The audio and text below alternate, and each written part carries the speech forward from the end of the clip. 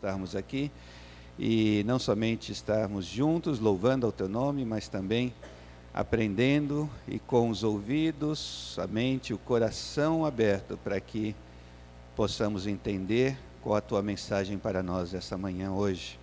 Por isso, Pai, eu quero pedir que estejamos realmente com o desejo profundo de entender a Tua palavra, e não somente de entender, mas que tenhamos a ousadia de colocarmos em prática aquilo que Tu estarás colocando no nosso coração. Guia no Senhor, fala, é o que nós te pedimos em Cristo Jesus. Amém. Bom, como está escrito aí no programa, meu nome é Marcos Amado e minha esposa Rosângela está aqui na frente. Levanta a mão, Rosângela. E nós tivemos o privilégio de estarmos fora do Brasil durante 23 anos como missionários transculturais. Os primeiros 3 anos a bordo de um navio chamado Navio Doulos. Quantos de vocês conhecem, já escutaram falar do Navio Doulos? E depois disso nós fomos enviados pela Igreja Batista do Morumbi, em São Paulo, para o Marrocos, onde nós permanecemos com o nosso filho, naquela época de 10 meses, fomos para o Marrocos, onde nós permanecemos 8 anos, e depois disso fomos convidados a assumirmos a presidência da organização missionária com a qual trabalhávamos, PM Internacional, que significa Povos Muçulmanos Internacional, e depois disso, entre um período e outro, tivemos o privilégio de estudarmos na Inglaterra, no All Nations Christian College, perto de Londres, onde eu também tive, juntamente com a Rosângela, o privilégio de ter um professor chamado Chris Wright. Alguns de vocês devem ter escutado. Portanto, muito do que eu estarei compartilhando aqui hoje é fruto dessa convivência com Chris, desse aprendizado, e recentemente ele publicou um livro que se chama A Missão do Povo de Deus, e que já foi lançado também em português. E se vocês quiserem depois mais detalhes sobre as principais ideias que eu estarei compartilhando hoje, vocês poderão encontrar nesse livro A Missão do Povo de Deus, escrita por Chris Wright. E além disso, eu vou estar mencionando alguns aspectos, alguns assuntos que está aqui nesse livrinho pequeno, mas muito cheio de conteúdo, que se chama O Compromisso da Cidade do Cabo. Não sei quantos de vocês escutaram falar sobre o movimento de Lausanne. E recentemente nós tivemos o 3º Congresso de Lausanne, que foi realizado na África do Sul, na cidade do Cabo, e como resultado da reflexão teológica de centenas ou até milhares de pastores e teólogos e missiólogos do mundo inteiro, tem aqui uma declaração de fé e um chamado para agir. Então, em alguns pontos eu vou estar mencionando sobre esse livrinho. Eu não tenho aqui para vender, mas vocês podem ir na editora Encontro. E eles têm, que é um livro muito recomendado, se vocês quiserem distribuir para a liderança de vocês, vale a pena comprar mais do que um, e se você comprar numa certa quantidade, obviamente você teria desconto. E infelizmente em nenhum dos 2 livros eu estou ganhando comissão, portanto vocês podem ir lá tranquilo que não vai aumentar o preço, é realmente para abençoar a Igreja de Cristo e que possamos de alguma maneira entender e compreender melhor o que significa estarmos fazendo missões e na verdade qual é a missão do povo de Deus. Normalmente, as pessoas falam assim, bom, você esteve no mundo muçulmano, conta algumas histórias para a gente, talvez no decorrer da palestra, uma ou outra experiência eu vou estar compartilhando, mas hoje realmente o tema não é o mundo muçulmano. Mas eu costumo começar uma palestra como essa fazendo um desafio para os irmãos que estão presentes. E esse desafio é muito simples, e quem conseguir ganhar esse desafio, se você não for nem árabe, nem descendente de árabe, quem conseguir ganhar esse desafio vai ganhar uma passagem aérea totalmente grátis, certo? Só de ida para o Afeganistão. Só ida. E ainda pela Aerolíneas do Cazaquistão, né, que passa ali pelo Afeganistão. E qual é o desafio que eu quero colocar para vocês? Eu vou falar uma vez a saudação em árabe, quando os árabes se encontram de manhã e querem, né, saudar um ao outro, e que seria mais ou menos, obviamente não é a tradução literal, mas o significado é mais ou menos como eu chego para você de manhã e falo, oi, tudo bem? É mais ou menos isso. E eu vou falar uma vez essa expressão. E você vai ter que repetir corretamente essa expressão em árabe. E se você fizer isso, você então vai ganhar essa viagem inesquecível para esse país tão turístico como é o Afeganistão. Preparados? Quantos vão participar desse grande desafio? Aí. E eu vou melhorar o desafio então, para ver se mais gente se anima. Quem falar direitinho vai levar gratuitamente uma cópia do Compromisso da Cidade do Cabo. Melhorou, né?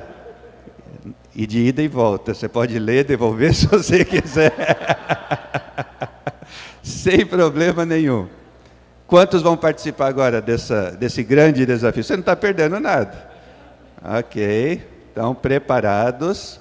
Então, uma vez só, não adianta pedir para eu repetir. E depois você vai até ter o privilégio de pegar o microfone na mão. Vamos lá? 1, 2, 3. Assalamu alaikum wa rahmatullahi wa barakatuh.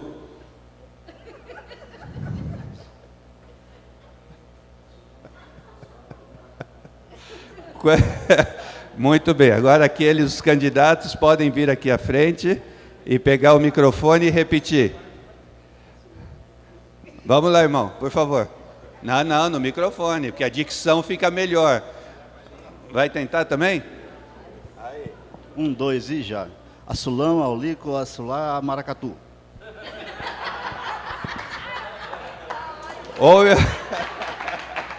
Ou eu sou um professor muito ruim. Vamos ver aqui, irmão, como é que vai sair. Assalamu alaikum Matsulai Maracatu. Teve uma hora que eu quase dei corda, porque estava quase saindo, daí ele... Só os homens vão tentar? Nenhuma mulher aí que tem ouvido bom, musical, que escutou e vai... Ô irmãs, que é isso? Nada? Aqui o rapaz, zero. Literalmente significa que a paz, a misericórdia e as bênçãos de Deus sejam sobre todos vocês. E é isso que eles dizem quando eu encontro meus amigos de manhã cedo. É uma saudação obviamente respeitosa, mas é super normal para os árabes usarem essa terminologia, o que significa que muitas vezes é mais fácil falar de religião e de Cristo num país muçulmano do que na Europa, onde nós vivemos durante muitos anos, como na Espanha e na Inglaterra. Por quê? Porque eles respiram religião, eles vivem religião.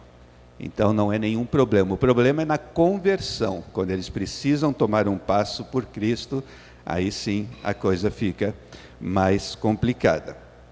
Mas deixa eu fazer mais algumas perguntinhas para vocês, para ver onde é que vocês estão em relação a missões. Ninguém tem aqueles laser, né? Aquelas canetinhas que tem laser, que seria de grande ajuda aqui. Eu acho que aqui a gente não tem muito problema, não é isso? Aí, meu irmão. Muito obrigado. Deus lhe pague, viu?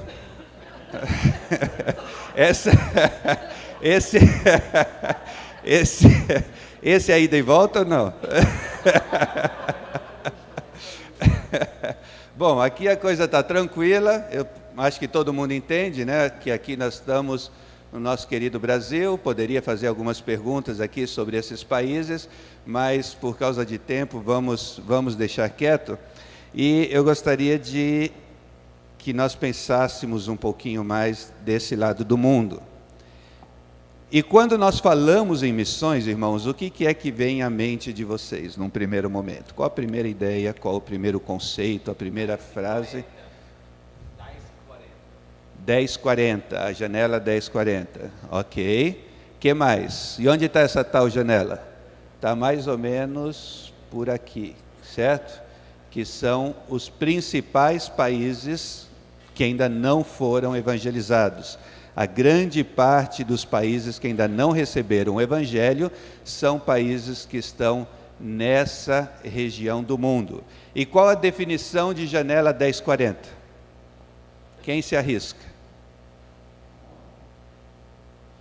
Onde vive a população maior de pessoas não alcançadas, com mais pobreza, com uma concentração maior de várias etnias e línguas. Exatamente, porque eu nunca sei direito se nós estamos falando, eu sei que tem a ver com as coordenadas, né, que nós vemos no mapa. Então é um espaço que vai daqui até aqui, e coincidentemente, além de serem os menos evangelizados, também são aqueles que são mais pobres. É bem interessante isso. Mas uma outra definição que eu já escutei sobre janela 1040, que é aquela região do mundo em que 10 mulheres fazem o trabalho de 40 homens. Aleluia. Já escutaram essa definição? Porque, infelizmente, irmãos, está cada vez mais difícil recrutar homens dispostos a deixar tudo pelo amor do Evangelho e ir para aqueles lugares onde existe maior necessidade. E quando nós falamos de grandes desafios, nós estamos falando, obviamente, do norte da África com os muçulmanos, todo o Oriente Médio, estamos falando da Índia com o hinduísmo e o também budismo e islamismo, e estamos falando da China. Na verdade, toda essa região aqui representa um grande desafio. Pastor, vou manter aqui por enquanto e depois essa tem volta sim, não se preocupa. Mas o que nós estaremos vendo hoje? Quando nós falamos de missões, nós normalmente temos um conceito fixo na mente. Então nós vamos ter uma conversa tentando ver se nós conseguimos ampliar. Porque quando você vê o título, Uma Igreja Irresistivelmente Missionária, a tendência é pensarmos que nós vamos aprender num seminário como esse, estratégias de como fazer com que a minha igreja comece a fazer missões. Mas eu creio que nós temos um problema antes de pensarmos nas estratégias. Eu creio que nós temos um problema teológico. E eu acredito que a igreja brasileira não está cumprindo a sua parte na evangelização mundial, não é por falta de recursos, não é por falta de estratégias mirabolantes, mas é porque a nossa teologia bíblica de missões é uma teologia equivocada. E nós vamos tentar ampliar isso um pouco, e depois vocês terão a oportunidade de me bombardear com perguntas, e se você não estiver de acordo, não tem problema nenhum, vamos realmente ver se nós conseguimos fazer esse diálogo. Portanto, nos próximos, agora talvez 80 minutos, 75 minutos, nós tentaremos ver alguns desses assuntos, mesmo que de maneira superficial, tá bom? Nossa teologia bíblica de missões, vamos ver a realidade atual, como normalmente definimos missões, ampliando nossa definição de missões, depois a primazia da pregação, enviados para quê e qual a solução para termos uma teologia bíblica de missões equilibrada. E daí, numa segunda parte, qual a melhor estratégia a ser utilizada. E por incrível que pareça, nós vamos ver até um pouquinho sobre uma teologia bíblica de Sodoma e o que é que isso tem a ver com o desafio da evangelização mundial. Então nós temos aí muito material para cobrir e vamos ver até onde nós conseguimos chegar com esse material.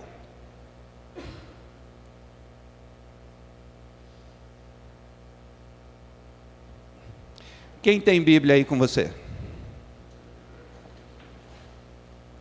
Gostaria que alguém abrisse e deixasse preparado Gênesis capítulo 3, versículos 22 a 24. E depois outra pessoa que vai se levantar e ler em alta voz Apocalipse, capítulo 22, versículos de 1 a 5.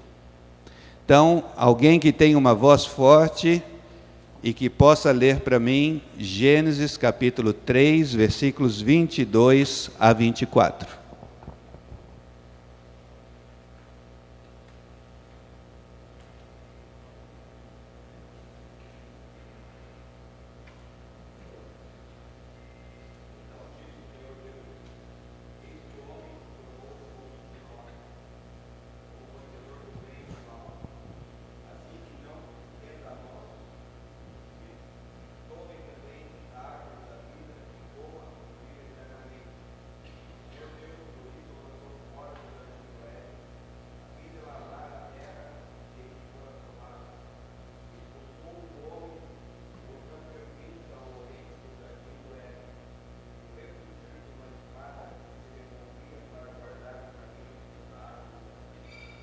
Obrigado, irmão.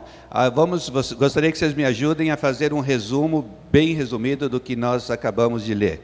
Qual é o tema central? O que está acontecendo aí nessa passagem que nós acabamos de ler?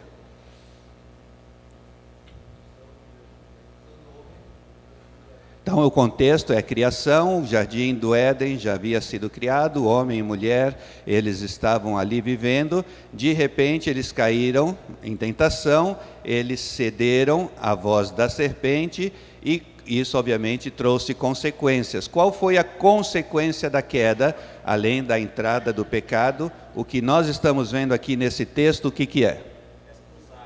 Foram expulsados da onde? Do jardim. E o que é que tinha nesse jardim? A árvore da vida. Qual era o problema de eles terem acesso à árvore da vida? Seriam eternos, mesmo sendo pecadores. Não é isso? E daí o que é que Deus fez para evitar que isso acontecesse, que eles não tivessem acesso? Colocou um anjo que ficou ali. E o primeiro que tentasse entrar, cabeças iriam rolar, não é isso? Então, até aí estamos, mais ou menos isso, né, irmão? Então, até aí estamos claros. Bom, quem vai ler para mim, então, o livro de Apocalipse, no livro de Apocalipse, capítulo 22, versículos 1 a 5, irmão, em voz bem alta, por favor.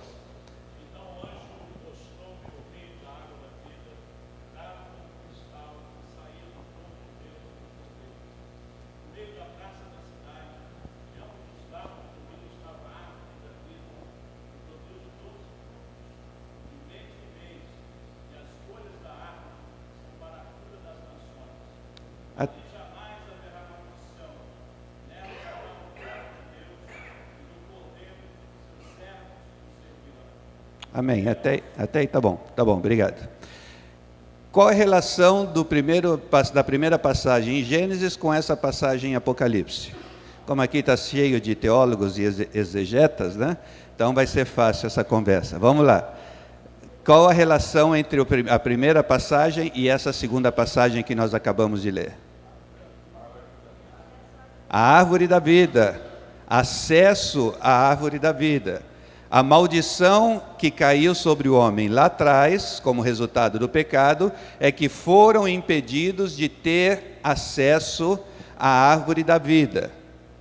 E agora, já na Nova Jerusalém, no final dos tempos, quando o propósito de Deus já está se cumprindo e as profecias estão se cumprindo, a retirada da maldição acontece. E qual é o resultado da retirada da maldição que foi imposta lá em Gênesis, na passagem que nós lemos? Lá em Gênesis, e agora? Então, tem acesso à árvore da vida, a maldição então já foi eliminada. E qual era o propósito dessa árvore da vida que nós vemos aí nessa passagem? A cura das nações. Gente, missões em Apocalipse capítulo 22, versículo 1 a 5. O propósito final de Deus é a cura das nações. Mantenham isso em mente. E nós vamos entender daqui a pouco por que isso é importante. Lembrem-se, o propósito final de Deus é a cura das nações. Porém, quando nós olhamos para a nossa realidade atual, o que é que nós vemos? Um mundo absolutamente em crise. E nós não temos assim muita dificuldade em ver as diferentes realidades dentro dessa crise política e étnica do mundo que nós estamos vivendo. Por exemplo, nesse momento, agora, existem pelo menos 80 guerras acontecendo ao redor do mundo. Estamos falando de mais de 40 milhões de refugiados como resultado das guerras, das divisões étnicas e como resultado da fome, da falta de água e do sofrimento das pessoas. E além disso, nós temos hoje mais de 250 milhões de cristãos que estão sendo perseguidos por causa da sua fé. Mas além da crise política e étnica, nós também não temos como escapar de falarmos sobre a crise ambiental, que está todo mundo aí falando, nós escutamos em todos os lugares, e essa crise ambiental, entre outras coisas, está trazendo deflorestamento, poluição do ar, da terra, do mar, estão levando efeitos devastadores para a agricultura. Nós não sabemos exatamente o que vai acontecer e todas as consequências por essa crise que está acontecendo. Quando nós olhamos na situação econômica, pensando na realidade do mundo que nós estamos vivendo hoje, vocês se lembram que meses atrás, os Estados Unidos tinha nos seus bancos, o governo dos Estados Unidos tinha nos seus bancos menos dinheiro disponível do que a empresa Apple, fabricante de computadores.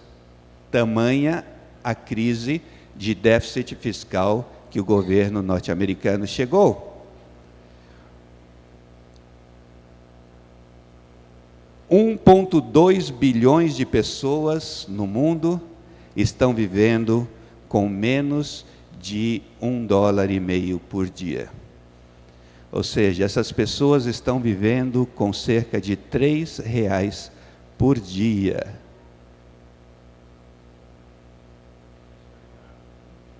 Oi? Principalmente na África e muito na Ásia também.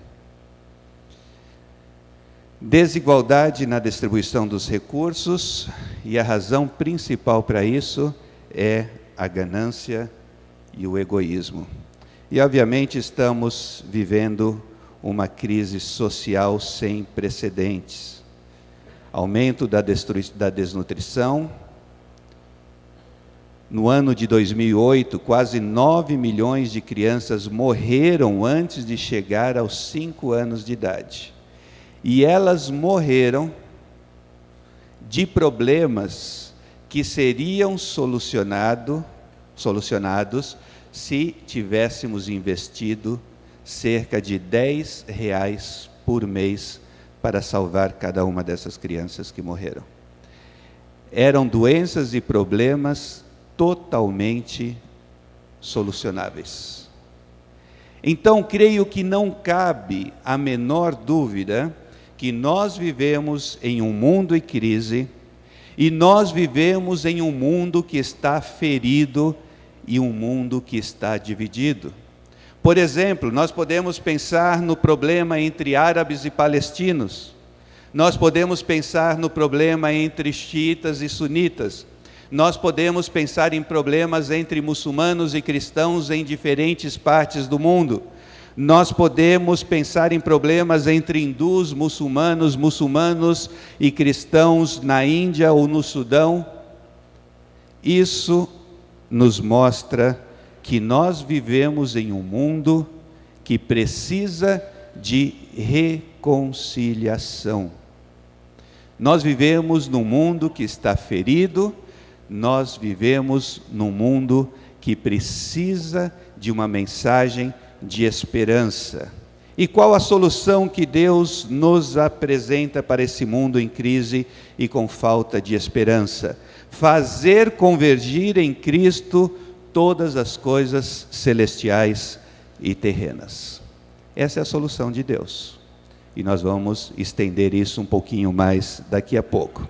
Mas quando nós estamos falando de missões, e nós olhamos toda essa crise mundial que está acontecendo, e quando nós contrapomos a situação atual do mundo com o fato de que o objetivo de Deus é levar cura para as nações, infelizmente, a definição que nós temos sobre missões faz com que a gente não se preocupe com muito desses aspectos das crises que o mundo está sofrendo. E deixa um pouco sobre isso. Normalmente nós fazemos a seguinte divisão: teologia é o estudo sobre Deus. Então, até aí nós entendemos quem Ele é, o que Ele fez e o que Ele disse. E depois nós separamos missões de teologia. Parece que teologia é uma coisa e missão é outra, totalmente diferente.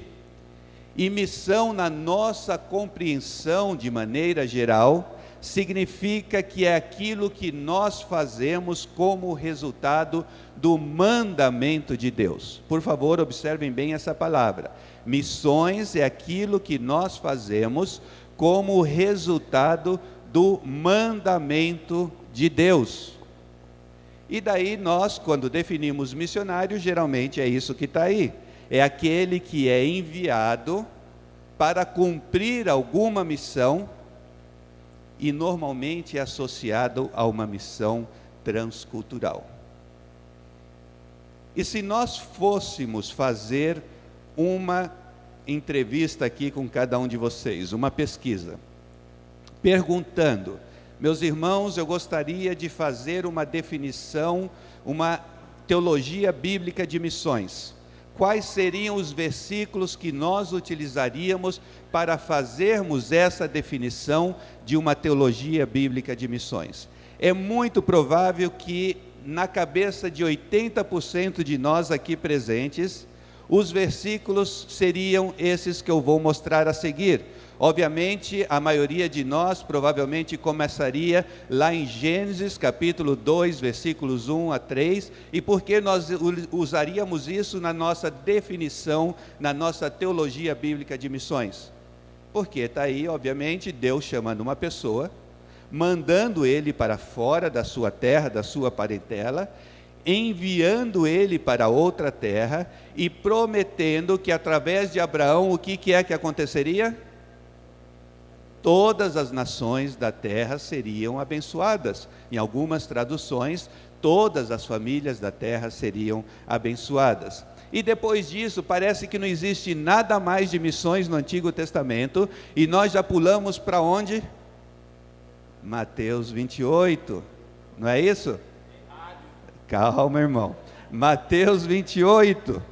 E o que tem aí de tão importante nesse capítulo fantástico, nessa passagem fantástica do livro de Mateus? Ide, Jesus falando, e fazei discípulos de todas as nações, batizando-os em nome do Pai, do Filho e do Espírito Santo, ensinando a observar todas as coisas. Então, obviamente, essa passagem não pode faltar na nossa definição bíblica de missões. E daí nós vamos pular, as outras passagens do ID nos evangelhos, e nós provavelmente iríamos já para Atos 1:8, recebereis poder quando o Espírito Santo vier sobre vocês, e vocês então vão ser as minhas testemunhas, tanto em Jerusalém, Judeia, Samaria e até os confins da terra. Não pode faltar esse versículo na nossa definição de missões. E daí, finalmente, nós pularíamos para Apocalipse, capítulo 5, versículos 9 e 10, onde a palavra diz essa coisa tão bonita em que todos nós esperamos e anelamos, em que haverá naquele dia, diante do trono do Cordeiro, pessoas de toda tribo, raça, língua, povo, nação, adorando ao Cordeiro. Esses são os versículos que nós usamos. E quando nós colocamos todos esses versículos juntos, e se nós fôssemos fazer aqui um exercício conjunto de escrevermos uma definição inicial de missões, provavelmente o que surgiria seria isso: missões tem como definição qualquer ministério desenvolvido pela igreja além de suas fronteiras físicas ou culturais, cujo propósito seja cumprir a grande comissão, proclamando o Evangelho de Jesus Cristo por meio da evangelização, do discipulado, da implantação e do desenvolvimento de igrejas. Este seria... Nós vamos deixar as perguntas mais para o final. Pode ser, pastor? Inclusive, se os irmãos forem anotando, isso vai ajudar bastante depois. Esta seria uma definição de missões que emana diretamente daqueles versículos missionários que nós acabamos de ler. Agora, na minha opinião, não existe nada de errado nessa definição. Porém, é como se fosse um quadro em que o artista está pintando uma bela paisagem e tudo que ele pintou até a metade do quadro está bonito e perfeito, só que ainda falta a outra metade do quadro. Ele ainda não terminou a pintura. Na minha opinião, essa definição inicial de missões, ela é muito boa, porém ela não abrange a totalidade daquilo que a Bíblia está nos ensinando acerca de missões. E por isso, como resultado de nós não estarmos usando toda a Bíblia, a nossa definição de missão ou missões acaba sendo limitada. E por que isso, irmãos? Alguns teólogos e missiólogos estão utilizando a seguinte terminologia: porque nós estamos usando somente aquilo que se chama textos imperativos. Quais são os textos imperativos da Bíblia? São aqueles textos em que esses textos contêm mandamentos. Vai, faz, prega, sai da tua parentela, exerça tal coisa. São textos em que nós acabamos interpretando como se fosse uma autoridade militar. É uma questão de ordem, ou seja, Deus está ordenando, e como eu faço parte do exército de Deus, eu obedeço e acabou a questão. Não tem mais nada. Mas eu não sei se os irmãos já perceberam como o nosso movimento missionário está cheio de terminologia militar. Nós estamos numa guerra. Nós precisamos mobilizar o exército de Deus. Nós precisamos recrutar os soldados. Nós precisamos estabelecer estratégias, alvos, campanhas cruzadas, destruir barreiras e fortalezas. E isso emana de uma mentalidade militar imposta sobre nós pelo fato de nós usarmos como a nossa base bíblica de missões somente aquelas passagens, ou principalmente aquelas passagens em que nós vemos um mandamento, uma ordem específica. O resultado disso é que nós acabamos compreendendo apenas uma parte das Escrituras, e nós corremos o grande risco de nos tornarmos alienados e produzirmos discípulos igualmente alienados. E qual é a solução para isso? Nós, para definirmos a nossa teologia bíblica de missões, nós precisamos olhar para os textos imperativos, mas nós precisamos olhar também para os textos chamados indicativos.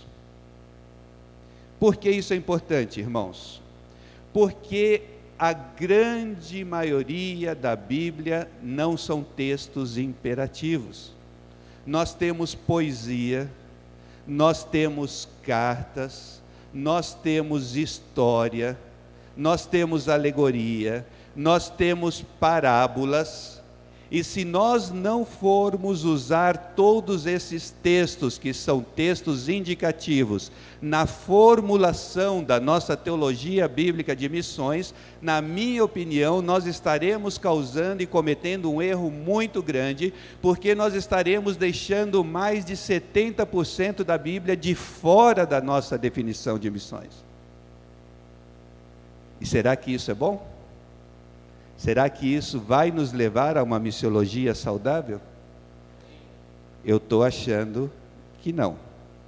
E quando nós colocamos na nossa teologia de missões essas partes não imperativas, esses textos indicativos, como pode ser o livro de Salmos, como pode ser algumas das cartas de Paulo, como pode ser o Apocalipse e tantos outros livros, nós começamos a entender algo extremamente importante para a nossa teologia bíblica de missões. Quando nós olhamos os textos imperativos e os textos indicativos que falam sobre o caráter de Deus, que falam sobre a ação de Deus no mundo em que nós vivemos, que nos mostram o que Deus está tentando fazer no mundo em que nós vivemos, vejam só, nós passamos a entender de quem é a missão. E eu creio que aqui é um erro muito grande que nós fazemos. Gostaria que vocês, por alguns momentos, pensem nesta afirmação. Não é tanto o caso de que Deus tem uma missão para a sua igreja no mundo, mas que Deus tem uma igreja para a sua missão no mundo. Estou colocando aqui duas ideias em contraponto. Qual a diferença entre uma e outra? Quero escutar de vocês. Pois não.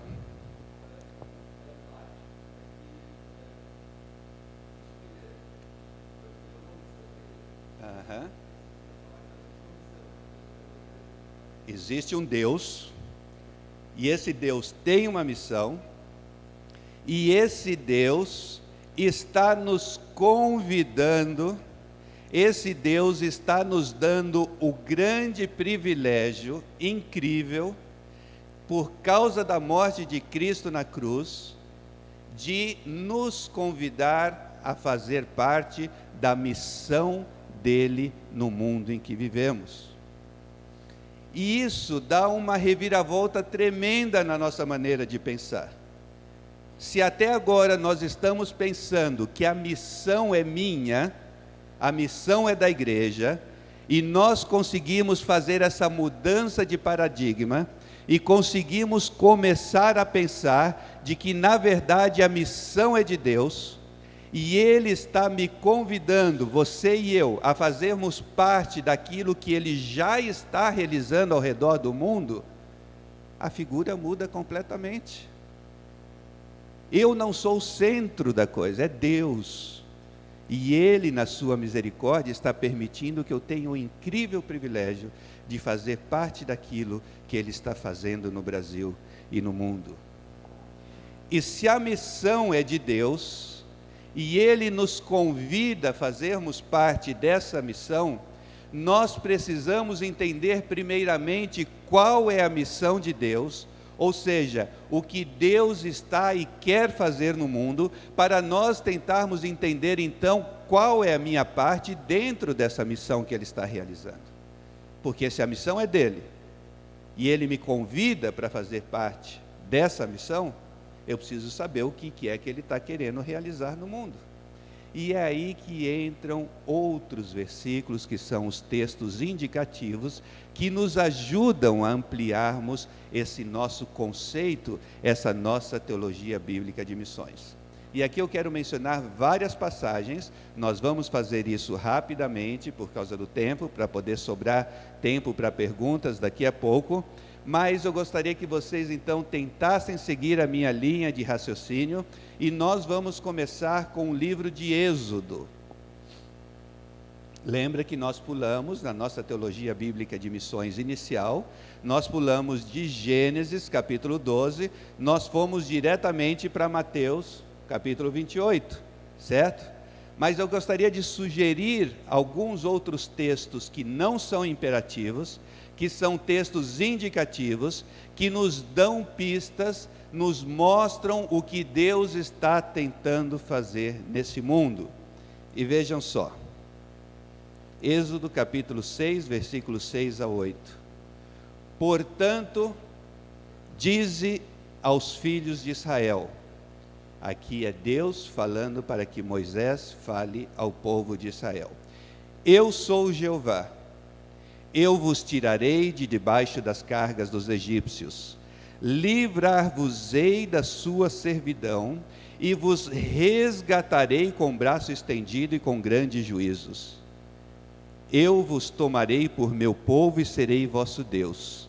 E vós sabereis que eu sou Jeová, vosso Deus, que vos tiro de debaixo das cargas dos egípcios.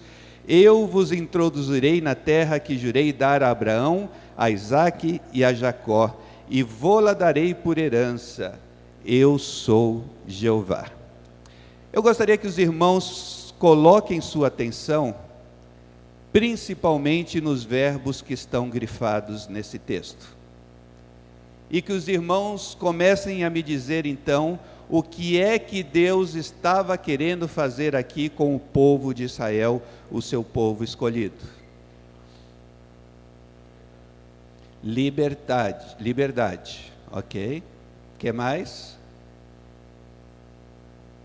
Não todos juntos, por favor. Está na frente de vocês. Cumprir a promessa que foi feita a Abraão, ok? O que mais? Trazer de volta, que significa resgatar, não é isso? O que mais? Tem uma coisa aí muito importante, irmãos. O primeiro verbo grifado, para quê? Para que seja o seu povo, e que mais? E que ele seja o Deus desse povo. E sabereis, ou em outra palavra, conhecereis, que eu sou Deus, que vos tiro de debaixo das cargas dos egípcios. E que mais? Eu vos introduzirei na terra que jurei dar a Abraão. Irmãos, vejam só que interessante.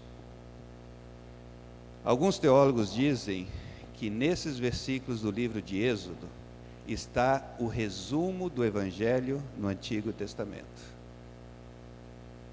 O que nós temos em Cristo Jesus? Deus nos resgatou. Deus em Cristo Jesus nos tirou de debaixo das cargas do pecado. Deus em Cristo Jesus nos tomou por seu povo, e Ele passou a ser o nosso Deus. E em Cristo Jesus, nós temos a promessa de ter vida em abundância, que era o que significava para o judeu estar entrando na terra prometida. O que Deus estava prometendo para o povo de Abraão, o povo de Israel, é a mesma coisa que nós cristãos obtivemos em Cristo Jesus. E assim como o povo de Israel foi resgatado, se transformou em povo de Deus, com o objetivo de ser luz para as nações, hoje em Cristo Jesus, você e eu somos povo de Deus e conhecemos a Deus e fomos resgatados das garras do inimigo para proclamarmos as virtudes daquele que nos resgatou das trevas para a sua eterna luz. É isso ou não é isso? É uma tipologia.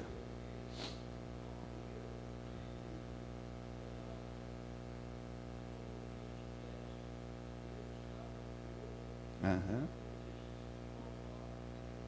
Isso, e os livrava. Exatamente. E vejam só que coisa interessante quando nós olhamos mais detalhadamente nessa passagem. E quando nós olhamos isso aqui, parece que nós estamos escutando o Jornal Nacional das 8. Olha só o que estava acontecendo com o povo de Israel. Eles eram uma minoria étnica que estavam sendo oprimidos. Essa minoria étnica estava passando por exploração econômica, opressão política, opressão espiritual e uma campanha de genocídio. Quantos grupos étnicos ao redor do mundo nesse momento não estão passando exatamente pela mesma coisa? E todos esses grupos étnicos ao redor do mundo que estão passando por todas essas coisas, através dos cristãos, Deus quer que esses povos saibam da libertação e dos resgate e da nova vida que existe em Cristo Jesus. E não se preocupem que eu não estou falando aqui de teologia da libertação. Fiquem tranquilos, nós vamos chegar nisso daí. Quando nós passamos um pouquinho mais para frente e vamos para o livro de Deuteronômio, essa passagem está nos falando sobre quem é esse grande Deus onipotente, onipresente, onisciente. E vejam só que interessante, ele está falando no versículo 17 do capítulo 10, eu sou o Senhor vosso Deus, o Deus dos deuses, o Senhor dos senhores, o Deus grande, poderoso e terrível, que não faz acepção de pessoas, que não recebe suborno, que faz justiça ao órfão e à viúva, ama o estrangeiro, dando-lhe pão e roupa, pelo que amareis o estrangeiro, pois fostes estrangeiros na terra do Egito. E aqui só tem um mandamento nessa passagem toda. Mas aqui nós vemos quem é o nosso Deus, que apesar de ser um Deus todo-poderoso, a preocupação dele é com o órfão, com a viúva, com o estrangeiro, com a justiça e com a retidão. Esse é o Deus que nós servimos. Mas você pode falar, Marcos, isso aí é teologia do Antigo Testamento. Nós agora estamos na nova aliança em Cristo Jesus. Você vai até tirar o texto fora de contexto e vai dizer, as coisas velhas já passaram, eis que tudo se faz novo. Mas, quando nós chegamos no Novo Testamento, e nós vemos qual era a missão de Jesus, onde é que nós caímos? O Espírito do Senhor está sobre mim, porquanto me ungiu para anunciar boas novas aos pobres, enviou-me para proclamar libertação aos cativos, e restauração da vista aos cegos, para pôr em liberdade os oprimidos, para proclamar o ano aceitável do Senhor. Tem diferença da missão do povo de Deus no Antigo Testamento, ou a missão de Deus no Antigo Testamento, com a missão de Jesus no Novo Testamento? Só em terminologia, mas o conteúdo, o significado continua sendo o mesmo.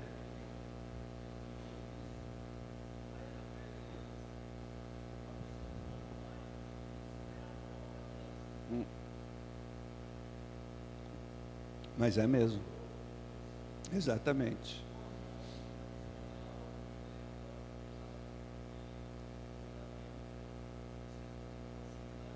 Mas é mesmo.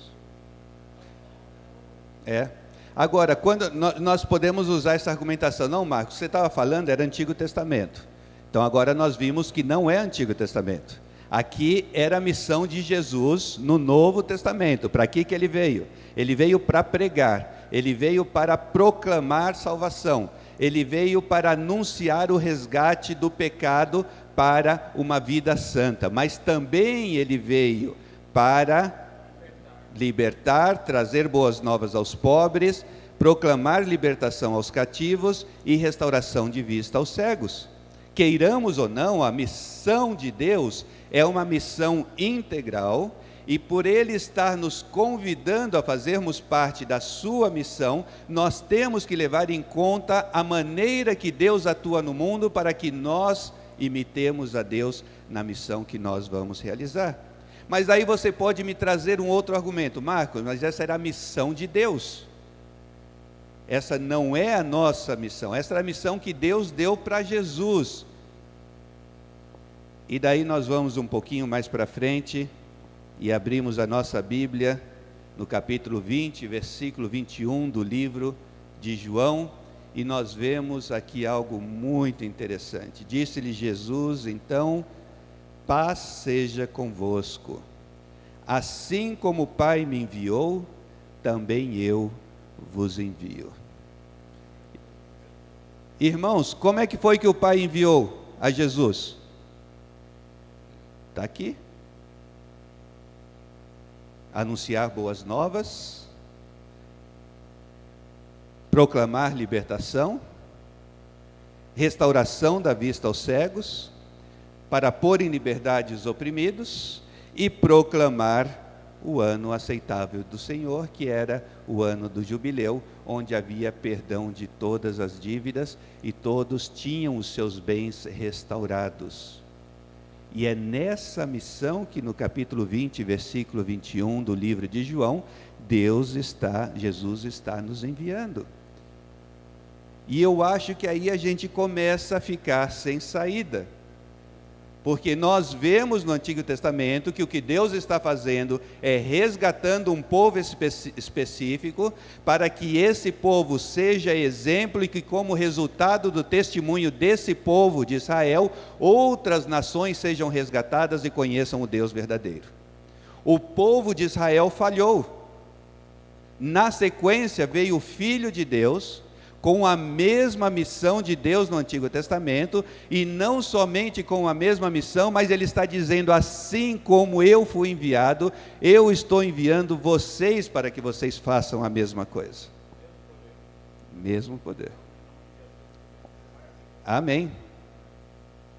Quando nós olhamos tudo isso, e nós então tentamos fazer um resumo de qual é a missão de Deus, e nos lembramos do que está naquela passagem que nós lemos no livro de Apocalipse, nós vemos que a missão de Deus é a destruição final de toda a maldade existente na criação. É a cura de toda dor e enfermidade. É a reconciliação plena por meio da cruz de Cristo, do nosso relacionamento com Ele, com o próximo e com a natureza. Significa viver na presença de Deus em eterna adoração. É o verdadeiro Shalom. Esta é a missão de Deus, e Ele quer que nós sejamos seus colaboradores para que essa missão seja cumprida no mundo. Simples, né?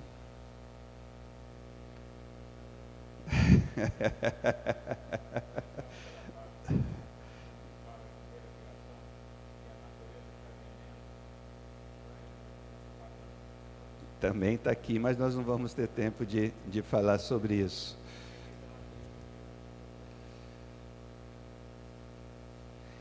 Quando nós olhamos em 2 Coríntios, que nós poderíamos continuar, só vou mencionar os versículos, e a parte principal, tudo provém de Deus que nos reconciliou e nos deu o ministério da reconciliação. Nós vimos no começo que um dos problemas, uma das características da crise que o mundo vive, é um problema étnico de divisão e de guerras. Mas Deus nos deu o ministério da reconciliação, reconciliação espiritual primeiramente, através do encontro com Jesus Cristo, mas nós somos embaixadores desta reconciliação. Foi por isso que alguém disse o seguinte: irmãos, a tarefa da igreja é uma só. Olha que simples: mudar o mundo. Mas por que nós não devemos nos preocupar com o tamanho dessa tarefa? Porque a tarefa é de Deus e Ele já está fazendo. E se você quer ter o privilégio de se unir ao que Ele está fazendo, Ele está com os braços abertos, querendo que a igreja se una àquilo que Ele está fazendo ao redor do mundo, que em última análise é a cura das nações. E como nós mudamos o mundo? Obedecendo e refletindo o caráter de Deus. O Senhor disse a Moisés: fala a toda a comunidade dos israelitas, sereis santos, porque eu, Senhor vosso Deus, sou santo. Em outras palavras, o que Deus está dizendo aqui? O que eu estou esperando de vocês não é nenhuma outra coisa a não ser que vocês sejam como eu, o Deus Todo-Poderoso, sou. Em outras palavras, aqui está um texto em que está nos dizendo que tudo aquilo que Deus está tentando fazer no mundo, através da sua santidade, nós como filhos de Deus devemos imitá-lo no poder do Espírito Santo de Deus. Portanto, se a preocupação de Deus é com os pobres, com a viúva, com o estrangeiro, com a verdade, com os oprimidos, com os conflitos étnicos e religiosos, se Deus se preocupa com a escravidão que está ao redor do mundo, Deus se preocupa com as vítimas do HIV. Vocês sabem que em alguns países da África, a média de vida não está passando dos 32, 33 anos, como resultado da epidemia da AIDS. E milhões de crianças órfãs, porque os seus pais morreram infectados de AIDS. E qual é o nosso papel? Se a missão de Deus, em última análise, é a cura das nações. E dentro disso, irmãos, eu creio que a igreja brasileira está esquecendo de algo muito importante. O que Deus quer fazer, Ele não quer fazer somente aqui no Brasil. Na verdade, nós estamos esquecendo, como igreja, de missões transculturais. Nós estamos, como igreja brasileira, olhando para o nosso próprio umbigo e estamos esquecendo que o que Deus quer fazer é no Brasil e no mundo ao mesmo tempo, e que alguns de nós seremos chamados para exercer o ministério aqui no Brasil, e alguns de nós seremos separados para sermos enviados transculturalmente para cumprir a missão de Deus nos países que ainda não tiveram sequer uma oportunidade de escutar que Jesus Cristo é Senhor. Mas nós não estamos fazendo isso. nós temos vocacionados, nós temos jovens que querem se envolver, mas nós, líderes e pastores, estamos segurando e não estamos dando condições para que os nossos vocacionados atendam o chamado do Senhor e cumpram a missão de Deus em outras partes do mundo. E nós estamos pecando por isso. E Deus vai pedir conta da gente, irmãos. Existem ainda hoje, vejam só, 386 grupos étnicos ao redor do mundo,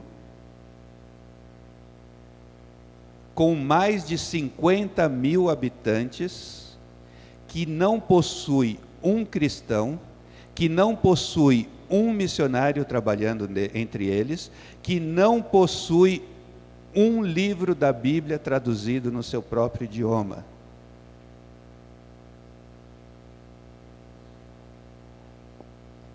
E quando nós falamos de cura das nações, Deus quer fazer tudo isso no Brasil, mas em todos esses povos que ainda não escutaram nem sequer uma vez que Jesus Cristo é Senhor.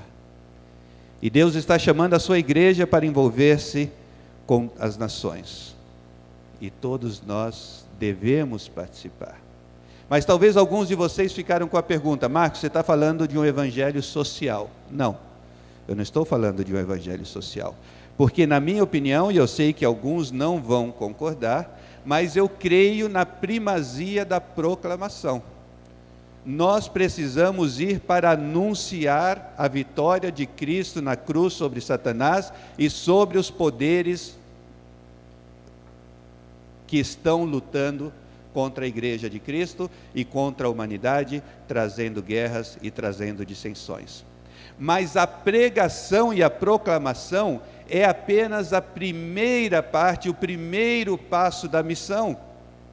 É como se fosse a antessala daquilo que Deus quer que nós estejamos envolvidos. Portanto, nós vamos pregar o Evangelho, mas nós vamos ter em mente que o que Deus quer é levar cura e restauração para as nações. E nós vamos nos preocupar com o pobre, com a viúva, com o perseguido, com o oprimido e com aquele que está sofrendo pelas mais diferentes razões.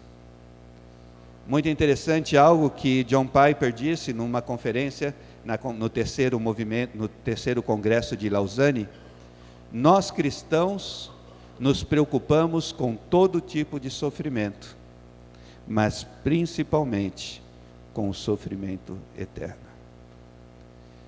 Então nós vamos cuidar da viúva, nós vamos cuidar do pobre, nós vamos cuidar do viciado, mas nós vamos, sobre todas as coisas, proclamar que Jesus Cristo é Senhor e que Ele é o único que tem poder de nos resgatar de uma vida de trevas para a sua eterna luz.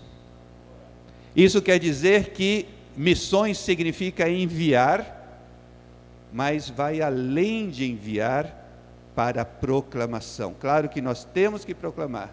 E quando nós insistimos na terminologia de enviar, nós precisamos entender que na Bíblia existem vários tipos de envio. E nós vamos fazer aqui um voo rasante muito rápido, que você não vai conseguir pegar quase nada para escrever, mas é importante mencionar. Por exemplo, será que missões significa enviar? Sim, mas vejam só os exemplos desses grandes heróis da Bíblia. José foi enviado para salvar vidas no meio de uma escassez de alimentos. Vejam só que interessante. Moisés foi enviado, contra a sua vontade, claro, para libertar um povo da opressão e da exploração física, material e espiritual. Elias foi enviado para influenciar o rumo da política internacional. Isso significa o quê? Que nós precisamos incentivar nossos jovens a que estudem, a que se envolvam nesses grandes postos, seja na ONU, seja no governo, seja na embaixada, e que com uma ética cristã possam influenciar os destinos das nações. Isso também é missões e significa ser grandemente usado por Deus. Jeremias foi enviado para proclamar a palavra de Deus.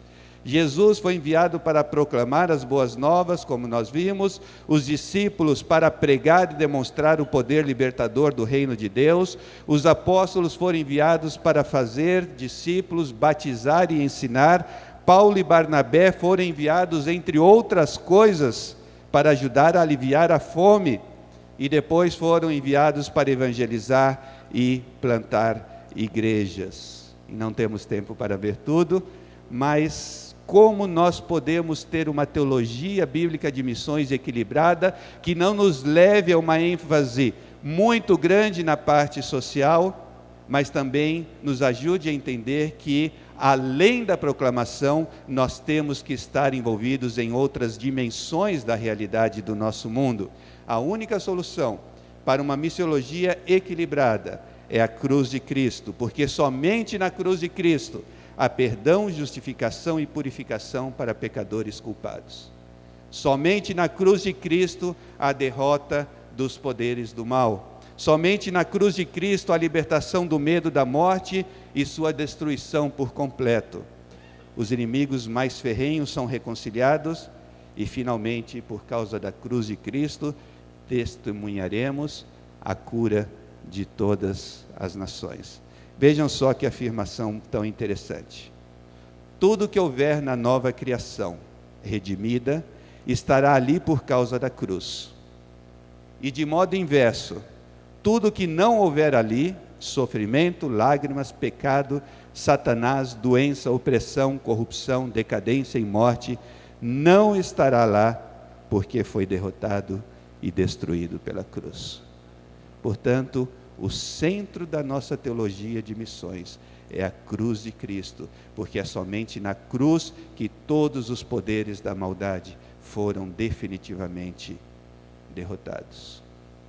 Depois de tentarmos entender melhor uma teologia de missões mais equilibrada, a pergunta óbvia que vem a seguir é: qual a melhor estratégia? E talvez você vai falar, janela 1040, adote um povo, encontro de poderes, mapeamento espiritual, pregação contextualizada. Irmãos, tudo isso tem o seu lugar, mas na verdade eu creio que quando pensamos em estratégia, mais uma vez o nosso problema não é metodológico, na minha opinião, nosso problema é teológico. E por que eu digo isso? Vejam só, eu até gostaria que você abrisse a sua Bíblia, se você a trouxe, capítulo 18 do livro de Gênesis. E aqui qual é o contexto? Os anjos do Senhor vieram para falar com Abraão, e os anjos estão partindo para a destruição de Sodoma. E vejam aí versículos 18, do capítulo 18 de Gênesis. Abraão será o pai de uma nação grande e poderosa, e por meio dele todas as nações da terra serão abençoadas. Pois eu o escolhi para que ordene aos seus filhos e aos seus descendentes que se conservem no caminho do Senhor, fazendo o que é justo e direito, para que o Senhor faça vir a Abraão o que lhe prometeu. Vejam só que coisa interessante. Antes de eu explicar um pouquinho mais sobre isso, vamos fazer uma pequena análise rápida sobre uma teologia bíblica de Sodoma. Tenho certeza que você nunca viu isso no seminário que você estudou. Teologia bíblica de Sodoma. O que nós queremos dizer com isso? Ver o que é que a Bíblia está falando sobre Sodoma, para que a gente possa entender corretamente aquela passagem de Gênesis que nós acabamos de ler. Sodoma era o protótipo da perversidade humana e do julgamento de Deus. E é interessante que nesse versículo que nós acabamos de ler, de Gênesis 18, versículo 20, Deus fala que estava ouvindo um clamor. E normalmente a gente não para tentarmos entender o que é esse clamor. E quando nós olhamos a mesma palavra em hebraico, as outras utilizações dessa mesma palavra no Antigo Testamento, principalmente, nós vemos que, num determinado momento, significava o clamor dos israelitas que estavam sob a opressão dos egípcios. É utilizado pelo salmista clamando a Deus por causa do tratamento injusto que ele, um homem de Deus, estava recebendo. E em Deuteronômio nós vemos que a mesma palavra é utilizada para um grito de socorro de uma mulher quando estava sendo estrupada. Isso quer dizer que algumas pessoas em Sodoma ou em suas proximidades estavam sofrendo de modo que clamavam contra a opressão e a crueldade que estava reinando naquela cidade. E resumindo, nós vemos que o pecado de Sodoma tem a ver com a opressão, com a crueldade, com a violência, com a sexualidade pervertida, com a idolatria, com o orgulho, com o consumo ganancioso, e que era um lugar sem compaixão para com os necessitados. Absolutamente igual ao que está acontecendo hoje, 4.000 anos depois do acontecimento de Gênesis capítulo 18, versículos 19 e 20. E no meio de uma sociedade como essa, o que é que Deus está falando em relação ao cumprimento da promessa que foi feita a Abraão? Ou seja, Deus está dizendo que no meio daquela sociedade corrupta, Ele ordenou algo a Abraão para que como resultado viesse a bênção sobre todas as famílias da terra. E o que foi que Deus mandou a Abraão? Que pensasse na janela 1040, que pensasse no confronto de poderes, que pensasse em pregação contextualizada, que pensasse em adotar um povo. Qual a solução de Deus, irmãos? Que o seu povo ande nos caminhos do Senhor, fazendo o que é justo e fazendo o que é direito. É por isso que no compromisso da Cidade do Cabo, esse livrinho aqui que eu mencionei, existe um capítulo que está chamando a Igreja de Cristo de volta à humildade, à integridade e à simplicidade. Porque a promessa de Deus feita a Abraão, de que todos os povos da terra serão abençoados, só acontecerá se o povo de Deus andar nos caminhos do Senhor, em justiça, em humildade, em integridade e em simplicidade. E não é isso que nós estamos vendo na Igreja de Cristo aqui no Brasil.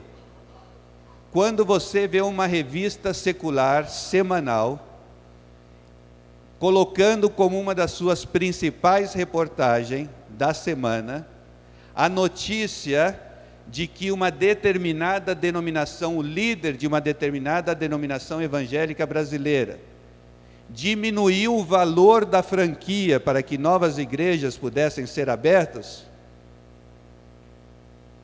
nós não estamos andando em humildade, nem em integridade, nem em simplicidade, e portanto estamos impedindo que a missão de Deus se cumpra de cura das nações e de que todas as famílias da terra sejam abençoadas.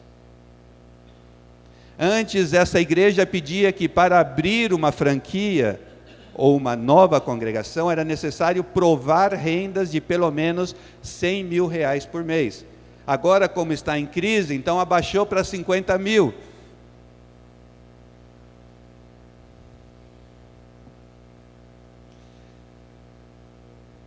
Nós precisamos, irmãos, andar de maneira diferenciada como nova humanidade de Deus, andar em amor, rejeitando a idolatria da sexualidade desordenada, andar em humildade, rejeitando a idolatria do poder, andar em integridade, rejeitando a idolatria do sucesso, e andar em simplicidade, rejeitando a idolatria da ganância. Vejam só isso. quando não há diferença entre a conduta de cristãos e não cristãos. Por exemplo, na prática da corrupção e da ganância, na promiscuidade sexual, no alto índice de divórcio, no retorno a práticas anteriores à religião cristã, na hostilidade em relação a pessoas de outras raças, nos estilos de vida consumistas ou no preconceito social, então o mundo está certo ao questionar se o cristianismo faz alguma diferença. Diante do mundo que nos observa, não há autenticidade em nossa mensagem. Uma igreja dividida, facciosa e contenciosa não tem nada a dizer ou a oferecer a um mundo dividido, arruinado e violento. Uma igreja moral não tem nada a dizer a um mundo imoral. Uma igreja cheia de corrupção, discriminação de classes sociais e com outras formas de opressão social, étnica ou sexual, não tem nada a dizer a um mundo onde essas coisas são desenfreadas. Uma igreja com líderes aparentemente obcecados por riquezas e poder, não tem nada a dizer a um mundo de tiranos gananciosos.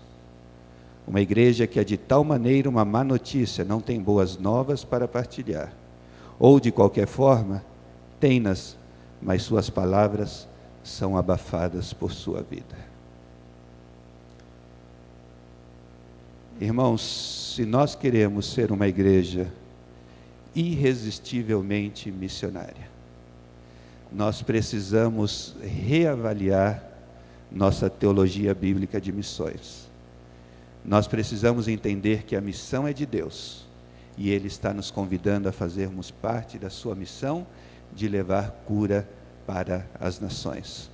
E em segundo lugar, nós temos que entender que a melhor estratégia é aquela que nós vimos no capítulo 18, versículos 18 a 20 de Gênesis, que é andar nos caminhos do Senhor em justiça e retidão, sendo verdadeiramente luz para as nações, não somente nas nossas palavras, mas no nosso estilo de vida. Somente assim veremos finalmente que todas as nações da terra serão abençoadas. Nós vamos ter alguns minutos para a pergunta, mas eu gostaria que você abaixasse a sua cabeça nesse momento.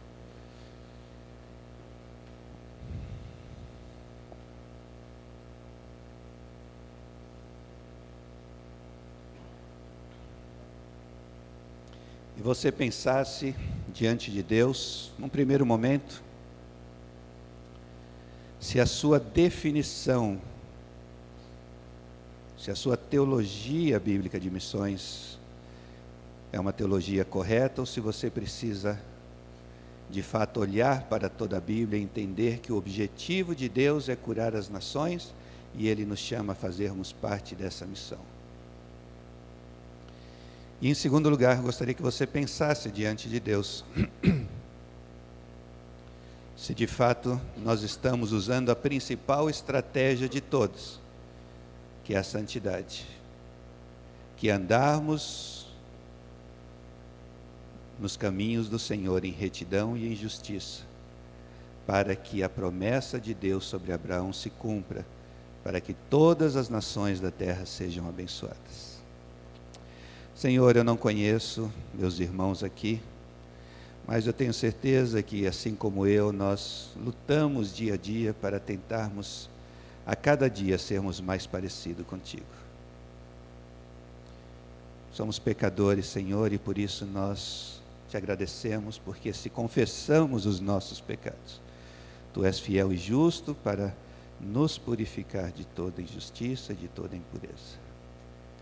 E nesse momento é o que nós te pedimos, Senhor. Queremos nos arrepender se estamos atuando de maneira equivocada, se estamos compreendendo mal qual a tua missão, se nós estamos, Senhor, em vez de vivermos uma vida santa, em retidão e justiça, se nós estamos andando nos caminhos do mundo.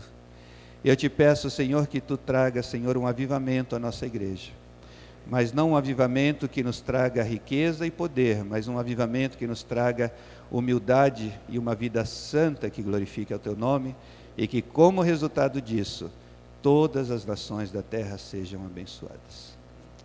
Pai, eu peço por cada um de nós que nós possamos ser profundamente utilizados por Deus, para que o teu nome seja glorificado. É o que eu te peço em Cristo Jesus. Amém. Amém. Irmãos, eu tenho aqui, depois vocês podem pegar, vários folders, vários folhetos do ministério que minha esposa e eu estamos iniciando com a CEPAL.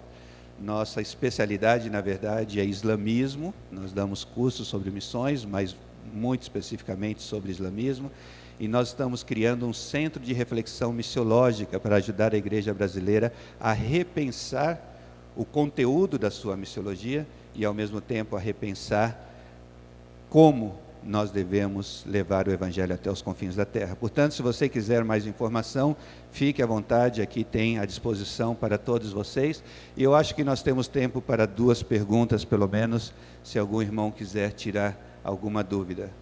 E nós estamos bastante dentro do tempo, ainda temos 4 minutos, então não se preocupe, você não vai perder o seu cafezinho. E nós temos café agora até às 11h15.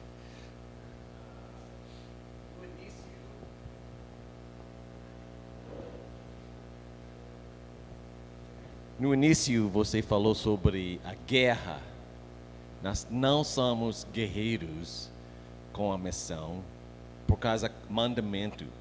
Mas este ensino teológico é muito importante e nós somos enviados.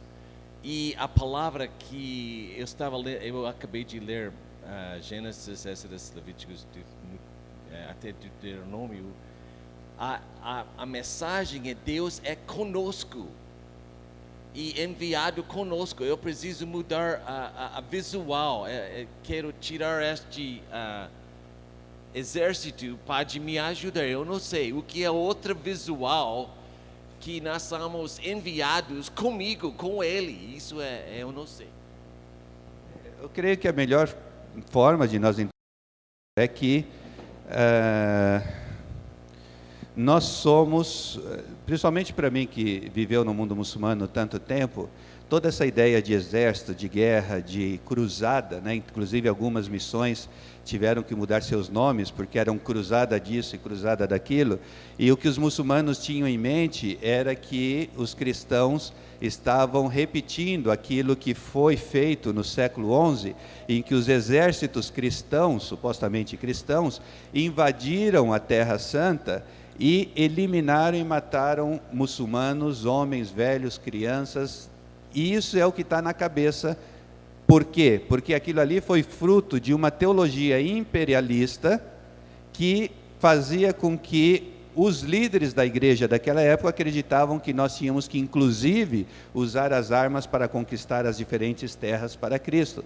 E hoje o que está acontecendo com as Nações Unidas e os exércitos estrangeiros invadindo as nações muçulmanas, o que está acontecendo na cabeça do muçulmano é que ele tem 100% de certeza que os cristãos iniciaram uma nova cruzada contra os muçulmanos. Portanto, a única arma, entre aspas, que nós podemos usar é o amor através do serviço sacrificial. Nós vamos lá não para levar a Deus, porque Deus está em todos os lugares, nós vamos para esses lugares para nos juntarmos ao que Deus já está fazendo.